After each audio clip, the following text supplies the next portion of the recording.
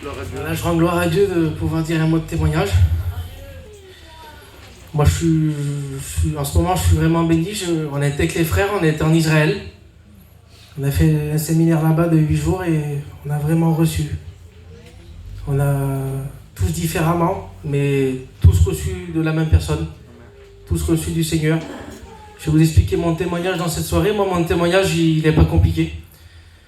J'ai grandi dans le monde. Les choses de Dieu, on ne connaissait pas. Moi, le Valdez qui est là, c'est mon oncle. Et puis, les choses de Dieu, on ne connaissait pas, on n'en voulait pas. Et on n'aimait pas ça. Et moi, j'ai grandi comme ça. Moi, je suis de Nice. Et j'ai mon père, c'est un escroc, il faisait un travail d'escroc. Nous, on allait à l'étranger, on allait en Espagne, on allait en Italie, on allait de partout. Et puis on faisait un métier qui n'était pas la gloire de Dieu. On escroquait les gens. Pour un paquet de chewing-gum, il fallait mentir. Il fallait dire que c'était quelque chose d'autre alors que c'était un paquet de chewing-gum.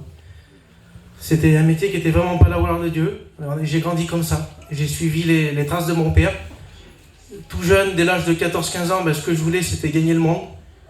J'ai grandi comme ça jusqu'à l'âge de 20 ans. J'étais pas un grand brigand, j'étais pas un grand truand, mais quand il fallait boire un verre d'alcool, je le buvais. Quand il fallait faire quelque chose qui allait pas, je le faisais aussi. Et la première fois que j'ai rentré dans une réunion, c'était à l'âge de 19 ans. Une réunion de jeunes, c'était à l'âge de 19 ans. Et un jour, j'ai rentré dans une réunion de jeunes. Moi, les chrétiens, j'aimais pas ça parce que pour moi, quelqu'un qui était chrétien, c'était quelqu'un de faible. C'était quelqu'un qui, dans son cœur, il avait besoin d'un soutien, d'un réconfort. Et je ne pouvais pas comprendre quelqu'un qui était chrétien. Je ne pouvais pas comprendre quelqu'un que... il était assis, il était là, lui, il allait à la réunion, il demandait pardon, alors que je ne comprenais pas pourquoi. Je ne connaissais pas l'amour de Dieu à cette époque-là. Et jusqu'à l'âge de 20 ans, j'ai grandi comme ça. Je n'aimais pas spécialement les chrétiens. J'en voulais pas pour ma vie. Pour moi, c'était des fous, c'était des faibles, avec tout le respect que je vous dois. Et un jour, j'ai fait un voyage avec mes cousins, on est parti un peu loin. Et en revenant de ce voyage, j'ai 2-3 copains à moi, des bons amis à moi qui se sont donnés à Dieu. Des garçons que je connais leur vie, des garçons qui touchaient à des choses qu'il ne fallait pas, des garçons qui étaient dans le noir total, dans les ténèbres totales. Et c'est à ce moment-là que j'ai vraiment vu quand même qu'il pouvait peut-être y avoir quelque chose. Malgré que ma mère était chrétienne, j'y croyais pas spécialement. Et un jour, je me suis retrouvé dans un endroit avec des jeunes.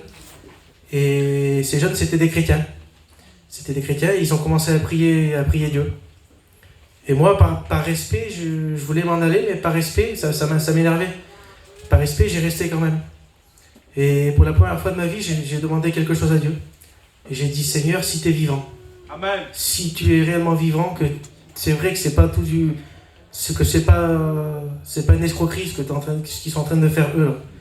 Que c'est la vérité, maintenant je veux que tu me bénisses aussi moi. Je veux ressentir ta présence. Je veux ressentir de l'amour dans mon cœur, je veux que tu me dises que tu es vivant. Et pour la première fois de ma vie, j'ai demandé quelque chose de sincère à Dieu. Et Dieu me l'a donné. Amen.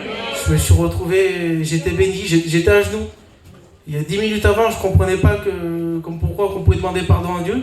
Et 10 minutes après, je demandais pardon à Dieu. J'étais assis, j'étais béni, je ressentais la présence de Dieu. Ça m'a béni.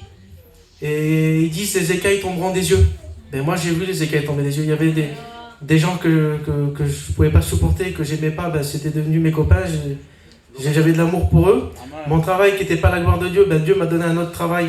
Et du coup je vends plus, je fais plus de choses qui ne sont pas la gloire de Dieu. Avec mon père, ça a été compliqué. Vous savez, mon père il ne voulait plus me parler à la limite moi. Parce que je me suis converti, il ne voulait plus me parler. Il avait de la peine, il pleurait, il ne voulait plus, comme si il avait perdu son fils. Mais Seigneur fait des grandes choses. J'ai prié pour mon père. Mon père, alors d'aujourd'hui, c'est un chrétien. Il s'est converti, mon père. Mon père, c'était un homme du monde. C'était un homme qui buvait, il faisait des choses qui n'étaient pas la gloire de Dieu. C'était un menteur, un voleur. Il ne fallait surtout pas y parler de Dieu. Et maintenant, mon père, c'est un chrétien.